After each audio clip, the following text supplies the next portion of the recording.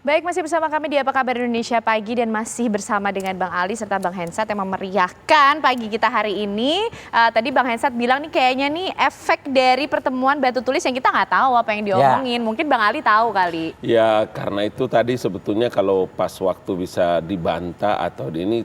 Tapi kan saya tahu betul kualitas keilmuannya Bang Hensat ini. Doktornya ini kan saya paham. Kan kenalan kita kan bukan baru sehari 2 hari, lama kita berkenalan. 2 tahun 16 hari lagi nih. Ya paling tidak lebih kurang seperti itu. Artinya begini, pemilu itu masih jauh, Mas Hen. Oke ya, Belanda masih jauh, tapi suasananya itu sudah seperti 2 bulan lagi akan pilpres gitu. Hawanya itu begitu luar biasa panas. Bagi seorang pimpinan, bagi seorang kepala negara, suasana membuat ademnya satu perkara, satu cerita dari satu partai ke partai yang lain, dari hari ulang tahun ke sini ke situ dan lain-lain itu penting menciptakan ada budaya orang saling menghormati, saling itu jaga menurut saya sangat penting. Itu yang menurut saya sedang dibangun oleh seorang Presiden Joko Widodo. Kenapa? Kita punya pengalaman pemilu kemarin loh. Belum kelar sampai sekarang gue ini kesian. Tapi ya apa mau kita bilang, tetap harus kita hadapi. Tetapi ada cara kita yang orang-orang sekolahan ini, dengan dokter nih. Ya, dokter nih. Kita ada cara untuk bagaimana bisa memberikan pencerahan, membuat suasananya lebih teduh. Bayangkan dia punya rival, diangkat jadi menteri, kemudian materi pidatonya materi tentang 2 kali wali kota, gubernur dan 2 kali. Mohon maaf ya Pak Prabowo. Itu artinya apa? Ya boleh dong. Para pimpinan-pimpinan, para tokoh-tokoh opinion leaders itu dalam dia opinion leader itu kan dia menjadi patronasi dari sebuah isu, membuat suasana teduh, berkelakar, gurau. Itu penting menurut saya. Oke, Bang Ngabalin, tapi ada juga persepsi tadi juga Bang Hensat juga sudah kasih spill-nya sedikit tuh Bang Ngabalin. Ya. Kurang lebih beginilah. Atau jangan-jangan seorang kingmaker ini, ya karena kan Pak Jokowi ini kan sudah selesai lah ya kan 2 periode. Artinya kan dia bisa menjadi kingmaker. Sedang memainkan bola liar, bisa dikatakan seperti itu. Karena kan stigmanya kan Pak Jokowi ini ke Ganjar, misalnya begitu. Tapi dengan memberikan arahan kepada Pak Prabowo, jadi ini ibaratnya sedang ada permainan pola strategi yang lagi dimainkan gitu. Kalau kita merujuk pada urusan regulasi dan posisi presiden, sama sekali di pemilu 2024 itu ada kewenangan apa bagi seorang presiden dalam menentukan siapa calon presiden akan datang atau siapa calon wakil presiden akan datang? Sama sekali tidak ada. 170 dalam Undang-Undang Nomor 7 Tahun 2017 tentang pemilihan umum itu kan partai politik dan gabungan partai politik satu. Yang kedua, kita bukan punya pengalaman baru dalam melaksanakan pemilu. Sudah sering kali dan bagaimana publik menyoroti posisi presiden untuk dia tetap berada pada posisi di tengah, posisi netral dalam memberikan sokongan kepada seluruh kandidat atau partai politik. Even Pak Jokowi itu adalah kader partai PDIP. Dan itu fakta. Kita punya experience itu berjalan berlama-lama. Saya pakai istilah ilmunya Mas Hen supaya jangan juga tabrakannya agak kencang kita. Bang Hensat, tapi kan kalau kita bicara mengenai presiden yang tidak ada kewenangan memang mungkin nanti dalam Pilpres 2024.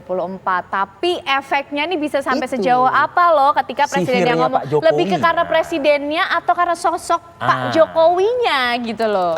Tapi 2 tahun 16 hari itu masih lama Ken. Masih lama ini pemilu. Oh iya. Itu kan Bang Ngabalin sendiri mengajari 2 bulan nih rasanya udah kayak 2 bulan. Itu perkaranya. Di situ kan yang saya maksud. Emangnya siapa yang manas-manasin? Yang pidato itu siapa? Iya, tapi saya terus terang tidak setuju. Orang mulai bicara tentang bangsa asing, orang mulai bicara tentang bukan penduduk asli Indonesia. Bangsa kita ini siapa sih yang tidak punya darah asing? Itu nanti, maksud saya kelas yang berbeda. Panas-panasnya itu enggak. Jadi menurut saya itu benar tuh. Waktu Bu Mega, dia persilahkan semua orang, silakan maju dan tidak ada yang dia dukung. Bahkan SBY juga yang sudah jelas-jelas rival dari awal, silakan. SBY juga begitu, nggak mengarahkan mau Jokowi atau Prabowo. Di 2013, 2014. Ya. Nah ini spesial ini. Presiden sendiri menyebut nama-nama, gitu ya. Dari dulu juga sudah memberikan restu. Itu kan, ini yang repot siapa? Oh, berarti bukan Ganjar. Bisa Berarti jadi bukan bisa jadi Ganjar yang kita nih. dukung ada di sini kan Nah, begitu. itu. Ya kan? Itu mungkin dia ngomong buat dirinya sendiri kan, waktu itu lagi 3 periode tuh lagi angkat-angkatnya gitu kan. Nah selama ini jadi siapa yang didukung, kan orang-orang akhirnya bertanya seperti itu. Nah itulah yang sebetulnya tidak boleh terjadi. Jadi harusnya memang bahkan Dihindari lah gitu dihindari. maksudnya. Oh, oke. Bahkan presiden memberikan dukungan ke semuanya juga menurut saya nggak pas, karena nanti jadi iri-irian. Yang paling benar itu emang tidak memberikan dukungan kepada siapa-siapa. Nah mudah-mudahan nih nanti juga tidak 2 pasang calon gitu ya. Nah yang sudah dikasih blessing terang-terangan kan baru Pak Prabowo dan Erlangga gitu. Kalau saya tadi doanya tidak 2 pasang calon, mungkin ada calon-calon yang lain.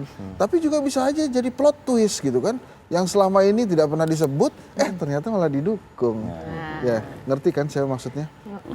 Ngomongnya sambil ngelirik langsung. Ini kan, kayak mungkin intimidate banget karena dia, judul Bang. layar kode keras dia main kode nih pagi ini nih. Kalau saya memang presiden saat ini itu kan memang menjadi pusat perhatian. Oke. Dia bukan saja kepala pemerintahan tapi juga kepala negara. Jadi Tokoh politik juga. Tokoh politik juga. Jadi kompornya dia itu jangan sampai kemudian diterjemahkan menjadi sebuah skema rancangan Tuh, Bang. menuju pemilu Hati-hati nantinya. loh, Oh inilah dia, ini calon-calonnya. Kalau kata Pak SBY, Menurut Anda stigma bukan. itu selalu muncul di publik? Loh akhirnya begitu karena tuh, kan Bang. secara Enggak. terbuka. Kalau begini. Kalau jangan juga terlalu jangan juga terlalu serius-serius amat deh menanggapi.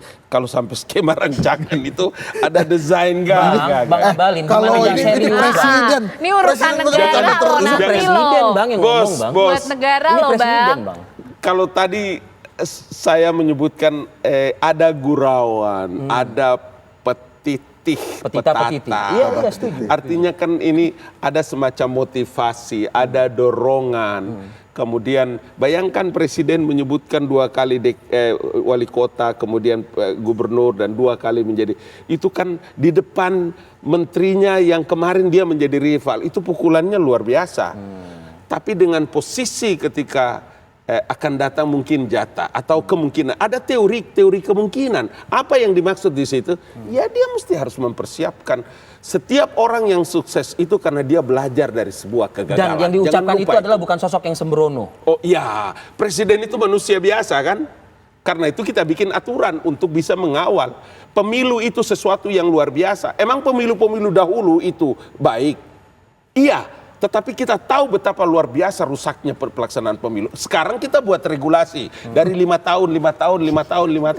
Boleh kita ngomong begitu, nggak apa-apa. Makanya presiden, ada Bawaslu, ada KPU dan lain-lain semua. Regulasinya untuk apa? Regulasinya untuk mengontrol jalannya pelaksanaan. Hensat terakhir. Iya, jadi tapi ya bintang-bintang lapangannya nggak perlu disebutkan. Jadi silakan saja. Jadi jangan dari awal sudah ditentukan siapa nanti yang bakal mendapatkan Ballon d'Or gitu misalnya. Nah tapi satu lagi Bang Abalin, Pak Jokowi ini ahli dalam kode-kode gitu ya. Misalnya waktu Pak Luhut disuruh berdiri di acara HUT Golkar itu kan kode gitu ya. Apa pernyataan dia?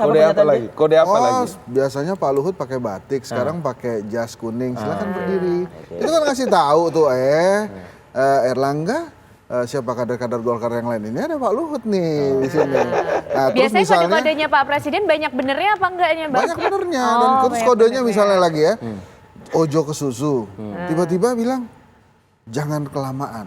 Nah ini juga penting, jangan kelamaan, Wi. Jangan kelamaan ini ke siapa bicaranya? Gue harus Apakah ke jelaskan dong, Golkar? ojo ke susunya juga. Oh iya, ntar dulu.